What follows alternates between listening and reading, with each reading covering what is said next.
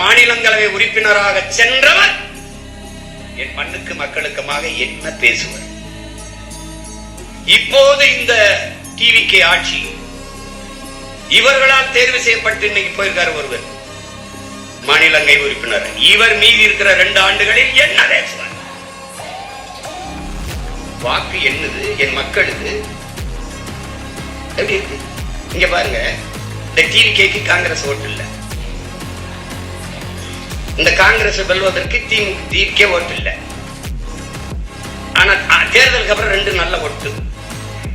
எப்படி? 5 உறுப்பினர் வச்சா 2 அமைச்சர் வச்சிருக்காங்க. அதுல ஒரு மாநிலங்களவை வாங்கிட்டு போற இந்த மாநிலங்களவை உறுப்பினர் திமுக வீட்டில் தட்டேந்து ஒரு சீட்டு, இந்த டிவிகே வீட்டில் தட்டேந்து, வீடு வீடுக்கு கையேந்தி பிச்சை எடுக்கிறது, இந்த வீடு கட்சிக்கு கட்சி தட்டேந்து இந்த சீட்டு வாங்குறதுக்கு வித்தியாசம் என்ன இருக்கும்?